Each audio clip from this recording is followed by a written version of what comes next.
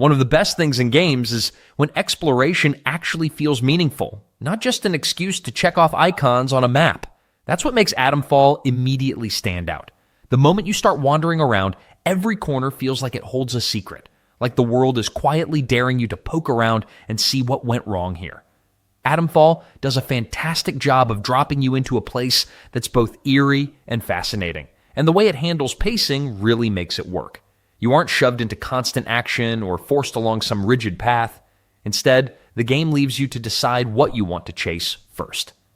One moment, you'll be sneaking past something that feels like it absolutely doesn't want company, and the next, you're chatting with someone who might help, or might not. One of the coolest little features is how your character's heart rate actually messes with what you see and hear. When things get tense, the game doesn't just throw the usual screen effects at you. Instead, your heart pounding becomes part of the challenge, pushing you to think more carefully about fights or even whether you should sprint or slow down. It's the kind of detail that makes even quiet stretches feel like they matter. And the combat? There's just enough variety to let you play around, but not so much that it feels bloated. Guns are around, but they aren't the answer to everything, especially when ammo's as rare as a friendly face. A lot of times, stealth and clever thinking are the real MVPs.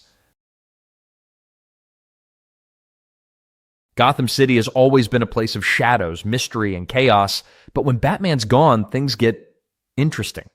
Enter a squad of Gotham's finest: Batgirl, Nightwing, Red Hood, and Robin, all stepping up to keep the city from falling apart. These aren't just sidekicks and capes. Each one brings their own set of skills, attitude, and baggage to the table, making the gameplay feel like you're juggling different personalities and playstyles with each mission. The coolest thing about the game is how it lets you switch between the four characters, each one with their own unique abilities. Batgirl's all about tech and martial arts, making her a real powerhouse when it comes to taking down baddies in style. Then, you've got Nightwing, who's got this whole acrobatic flair, flipping and twirling his way through combat with his dual eskrima sticks. Red Hood is, well, a little more intense.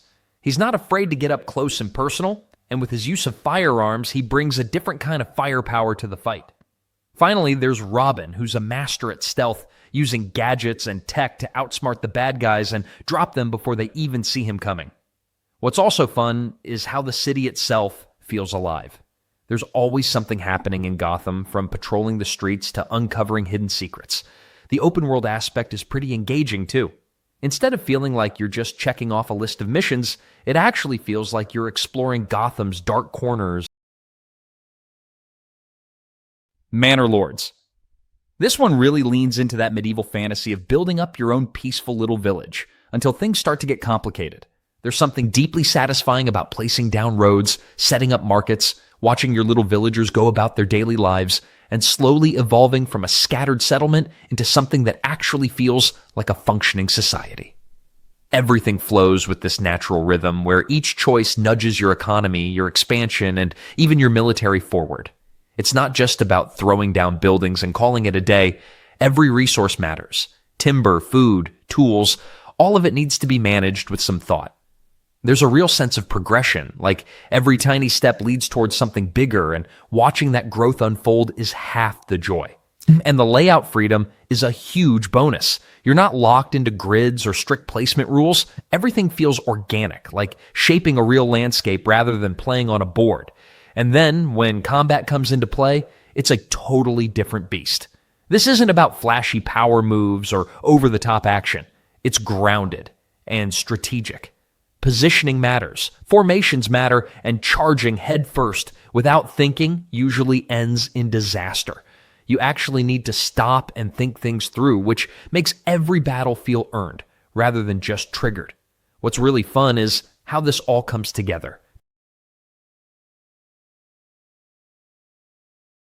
Wild Hearts brings together monster hunting, crafting, and strategy in a way that makes every hunt feel fresh and exciting.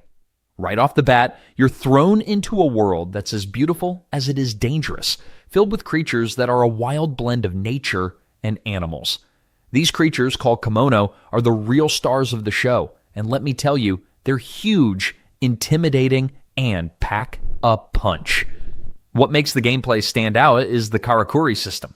Instead of just hacking away at enemies, you can craft tools and structures mid-fight to help turn the tide of battle. Whether it's building traps to set up combos or using your surroundings to get the upper hand, it adds a layer of creativity that you don't usually see in other action games. It's all about being resourceful, and when you pull off a clever move that turns the battle in your favor, it feels super rewarding. The world is divided into large zones, each one with its own unique biome, and they feel like an adventure playground for you and your team. You're not just going from one fight to the next. There's room to explore, gather materials, and take in your surroundings. The game encourages you to take your time and make the most out of each area, which makes the whole experience feel a lot more immersive. Speaking of team-ups, if you want to team up with a buddy, the game has co-op multiplayer, which is a total game changer. You can bring in a friend to help take down these massive beasts. Necropolis is one of those games that just gets the heart racing. It's a dungeon crawler, but it's got a bit of a twist. Think of it as a game where every step you take feels like you're walking into the unknown. The whole idea is to explore a labyrinth full of traps, monsters, and, of course, loot. The catch?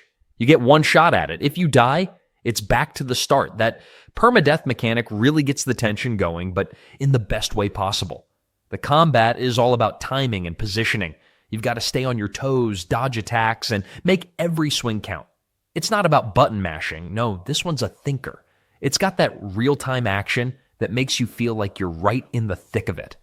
If you're a fan of strategy, especially in your combat, this game has that just one more try quality to it. You'll be dying, but you'll be coming back with more tricks up your sleeve every time. And then there's the exploration aspect. Since the levels are procedurally generated, every time you dive into the necropolis, it's a fresh experience. You never quite know what you're going to run into.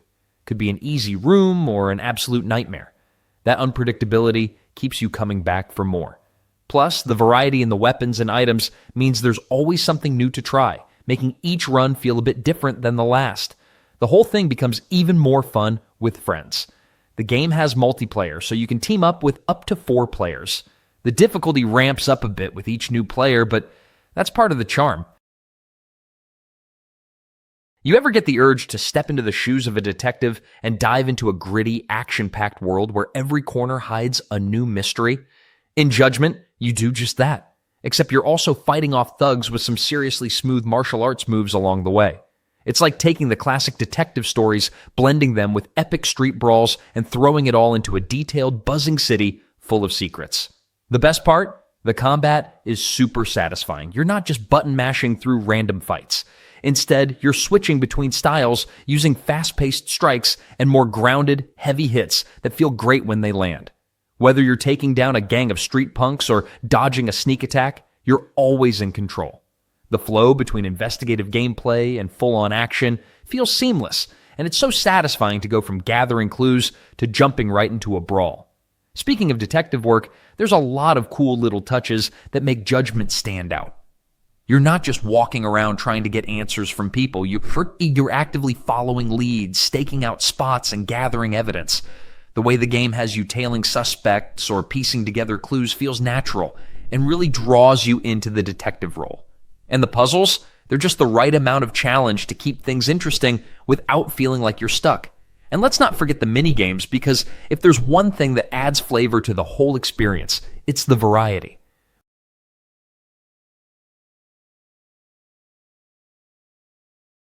Imagine stepping into a world where you're part of a gripping investigation, uncovering hidden secrets and trying to solve a chilling mystery, all while making critical choices that impact the outcome. That's exactly what you get with the casting of Frank Stone. It's not just your average horror game, it's got layers of storytelling, puzzle solving, and moments where your decisions truly shape what happens next. One thing that really stands out here is the 8mm camera mechanic. It's not just a tool, it's a key part of uncovering hidden details. You'll find yourself constantly scanning the environment, looking for clues that might otherwise be missed. It's almost like playing detective, but with a lot more tension. The camera adds this layer of suspense and intrigue, making you feel like you're peeling back the curtain of some dark mystery every time you discover something new. The gameplay offers more than just your typical exploration and survival. There are these intense quick-time events that keep you on your toes. You'll be thrown into these heart-pounding moments where every second counts, and how you react can mean the difference between survival and disaster. And it's not just about getting through the game, it's about the journey. The decisions you make ripple through the game, leading to different outcomes and making each playthrough feel unique. What's also fun is the couch co-op mode, which lets you team up with friends. You can pass the controller around, making it a fun group activity while diving into the story.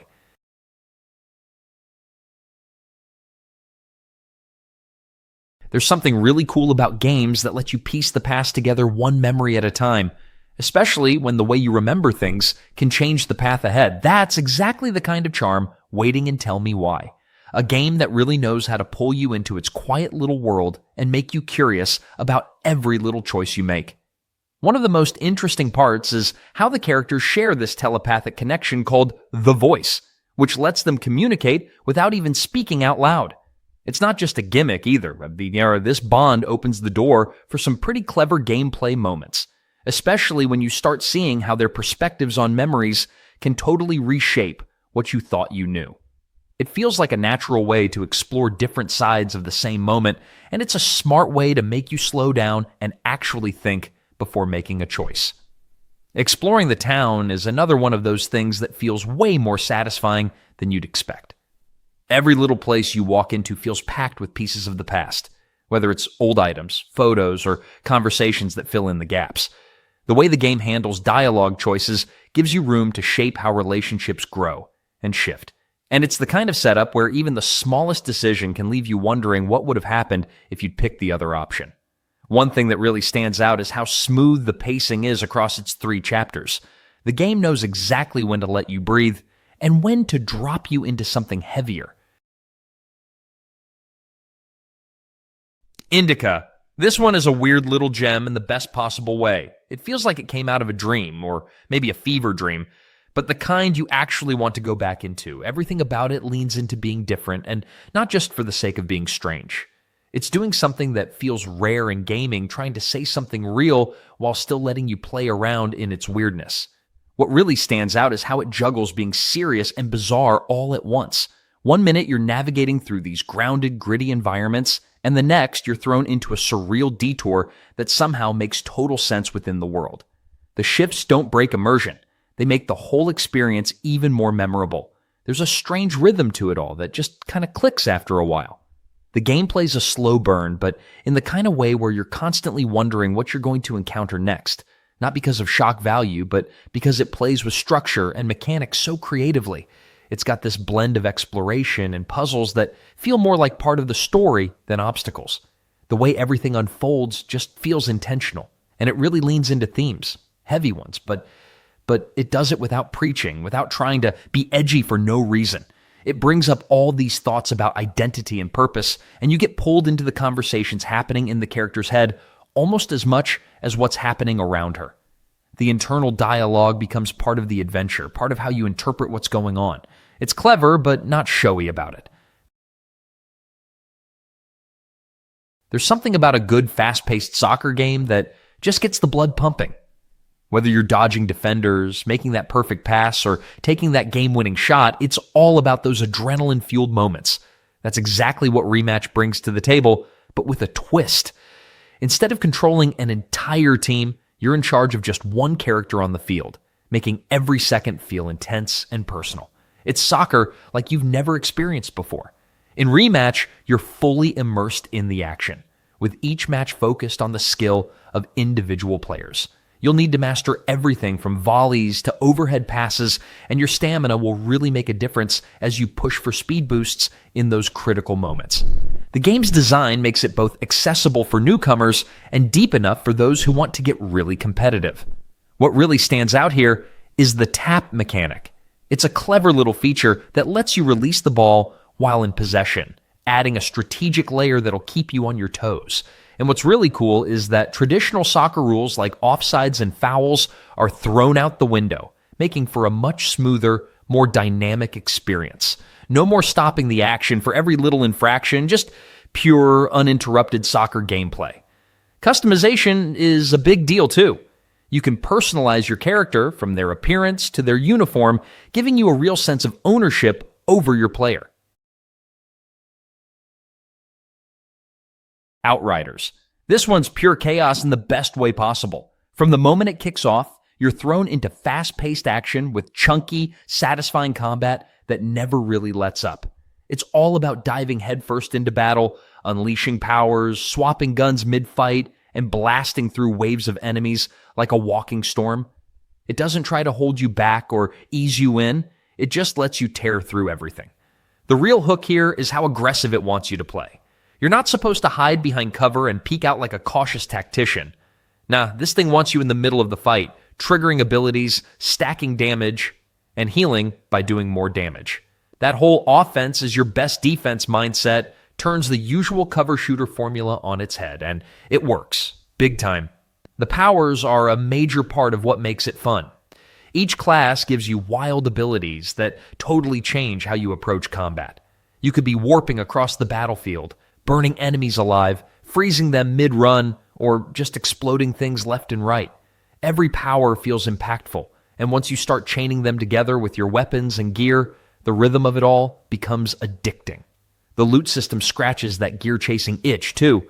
Weapons and armor drop like candy, but the game makes it worth sorting through the pile. You're always looking for that next big upgrade. Maybe it's a shotgun that makes enemies explode into lava. Let's dive into something that's a little bit different from the usual, with a game where you get to play as a giant rage-fueled werewolf fighting to protect the Earth. Sounds fun, right? You get to be this super-powered creature who can shift between human, wolf, and full-on werewolf forms, each with its own unique way of handling situations. It's got this satisfying mix of stealth, power, and brawling, so you're always figuring out how to approach a challenge. In Werewolf the Apocalypse Earthblood, you spend a lot of time in your Krynos form, which is basically the werewolf powerhouse. And let me tell you, when you're tearing through enemies with claw slashes and massive strikes, it feels really satisfying. You've got this full range of brutal abilities to upgrade as you go, making each fight feel more intense as you progress. But the cool part is you're not just smashing everything in sight. There's some clever stealth elements too, especially when you're in your wolf form. You can sneak through areas, avoid detection, and surprise enemies from behind. That's where the game does a pretty good job mixing up the gameplay. What I really dig is the shape-shifting aspect, going from human to wolf to werewolf, and having to use each form for different situations keeps you on your toes. It's not just about brute force, it's about using your environment and making smart choices. As you level up, you unlock more moves and abilities that let you really mess things up in combat, giving you a sense of growth throughout the game.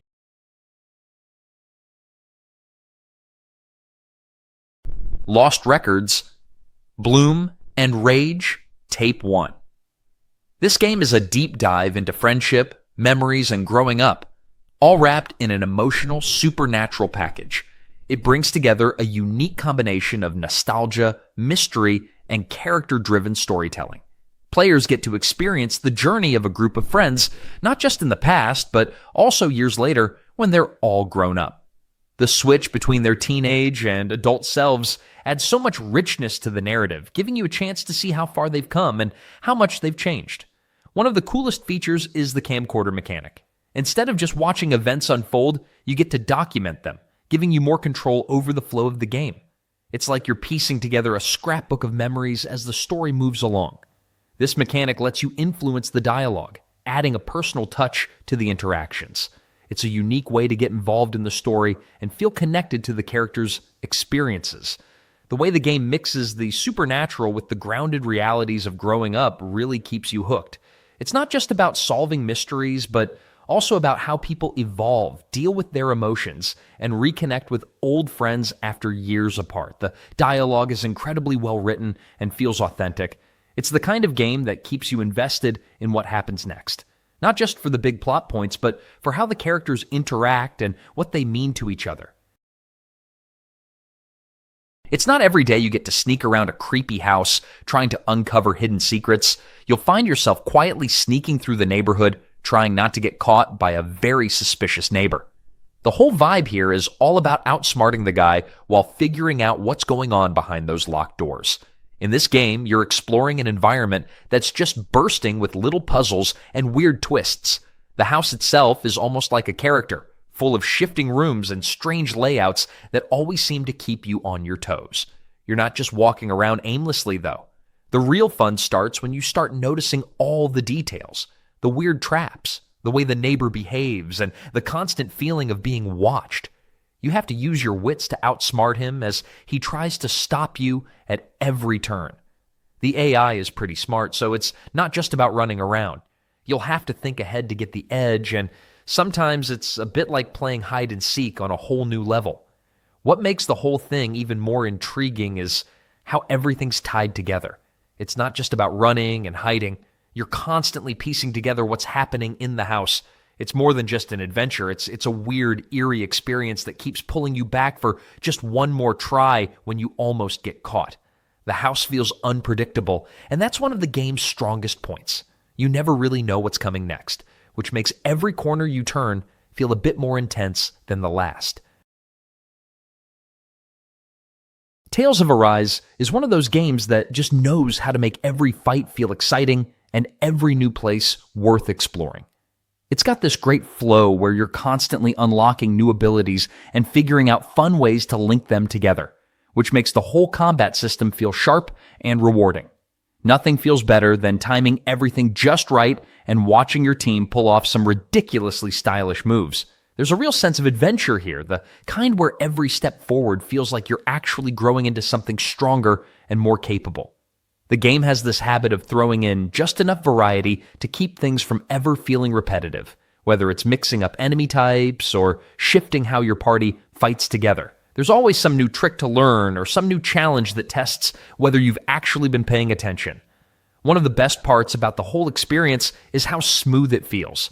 Battles aren't about button mashing or grinding the same fight on repeat. It's all about reading the situation and using the right combination of moves and teamwork. Everything feels fast but thoughtful, like the game wants you to be both sharp and creative in every encounter. Even upgrading skills and swapping out gear keeps things interesting since it lets you tweak your style as you go instead of locking you into one setup. The world itself is packed with little reasons to wander off the main path too. Exploration always feels worth it.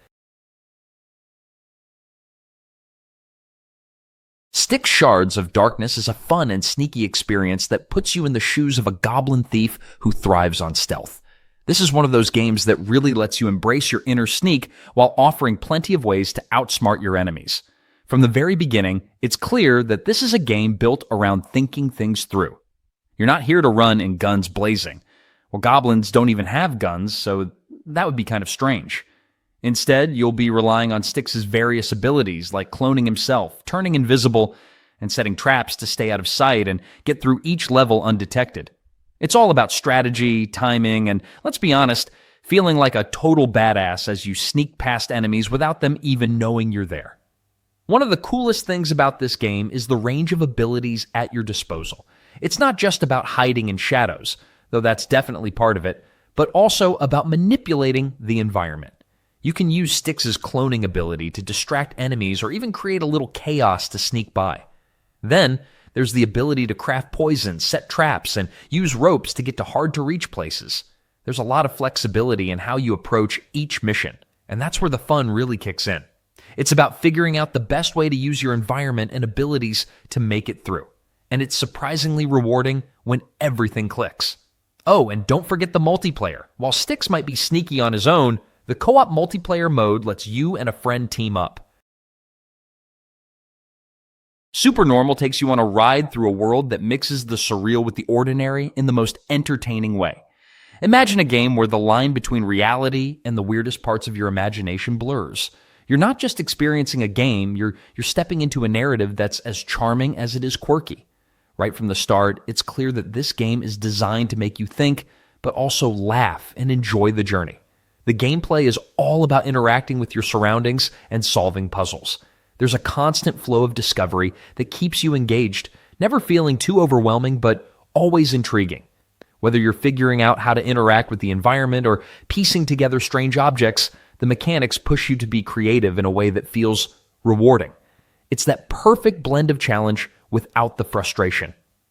Now, what really stands out is the dynamic nature of the world around you. There's always something new happening, from tiny details in the environment to shifts in the story that make you want to keep pushing forward. It's a game that never lets you get too comfortable, and that's part of its charm. You can tell it's a game that doesn't take itself too seriously, yet it still manages to keep you invested. It's also one of those games where you're not just rushing from point A to point B. The beauty lies in the small moments, taking a step back and appreciating the weirdness of the world around you, whether that's through environmental storytelling or quirky interactions. And the humor, it's a constant companion throughout the whole experience. Destroy All Humans kicks things off with that classic, over-the-top, old-school alien invasion vibe where chaos isn't just part of the plan. It's the whole plan. There's something endlessly entertaining about flipping the usual roles and being the invader instead of the hero. One minute you're strolling around blending in with the locals, the next you're zapping everything in sight with weird sci-fi weapons that would make any mad scientist jealous. The game fully leans into that playful sense of mischief, offering a sandbox where the rules exist purely for you to break them. There's no shortage of creative ways to mess with the world, whether you're using alien gadgets, psychic abilities, or calling in some good old-fashioned saucer firepower. Watching the pieces fly, literally, never gets old. It's that kind of game where even when the objective is straightforward, the fun is all about how much trouble you can stir up along the way. The way it mixes explosive action with clever little tools really encourages experimentation. Grabbing enemies with telekinesis and launching them halfway across the map never fails to be satisfying. Every encounter feels like a new excuse to try out another piece of your ever-growing toy box, from classic ray guns to brain-bending mind control tricks. What's really great is how it never takes itself too seriously. It knows exactly what kind of game it wants to be, and it fully embraces the silly, over-the-top nature of the premise. Imagine being tied to your best friend with a chain, having to navigate a labyrinth of obstacles, traps, and hazards, all while trying to work together in perfect sync. Sounds like a recipe for chaos, right? Well, that's exactly what makes it so fun. In this game, you and your teammates are physically connected by a chain, and every move you make impacts not just you, but everyone else you're tethered to. It's a cooperative platformer where timing and communication are everything. From the moment you start, it's clear this isn't just a push the button, jump over obstacles type of game. You really have to think about every step. Whether you're in solo mode or playing with up to 3 friends, the challenge is to move as a unit, making sure you don't trip over each other's movements, or worse, drag everyone into a deadly trap. The levels are clever, always offering something new to test your coordination skills. You'll find yourself constantly thinking, can I make this jump, or do I need to wait for my partner to get into position? And trust me, it gets a lot harder than you think, which is where the fun really kicks in. And the best part? Power-ups. Who doesn't love a good power-up? You'll find these wings scattered throughout the game, and they're like little safety nets that let you recover from some of the more brutal falls. But don't get too comfortable, because while these power-ups help, they don't exactly make things easy. The lava rises constantly, and the timer is always there to keep you on your toes. There's something super satisfying about blasting a robot, watching its core pop out, and then yanking it straight into your hands with a tether like you're reeling in the world's weirdest fishing prize. That little tug-of-war moment is the kind of thing that never really gets old, and it's right at the heart of what makes Recore such a fun ride. Once you fire up Recore, it doesn't take long before you realize the real charm is how smooth it feels to bounce around the world. Double jumping into a dash, chaining moves together like a little acrobatic routine, then locking onto some rogue bots and flipping between color-coded shots mid-air. Everything clicks in this weird, snappy way that feels great under your thumbs. The game doesn't just hand you a win either. Enemies actually force you to match colors and switch strategies on the fly, so it keeps your head and your reflexes busy all the way through. What makes things even better is the crew you've got at your side. Core bots aren't just there to look cool, they really shape how you play. One moment you'll be teaming up with a robotic dog that can sniff out hidden spots, and the next you've got a spider-like buddy climbing walls and helping you reach places you wouldn't have a chance of finding on your own. Each bot brings something useful to the table, and swapping them around on the fly makes even the most basic walk across the sand feel like a mini adventure.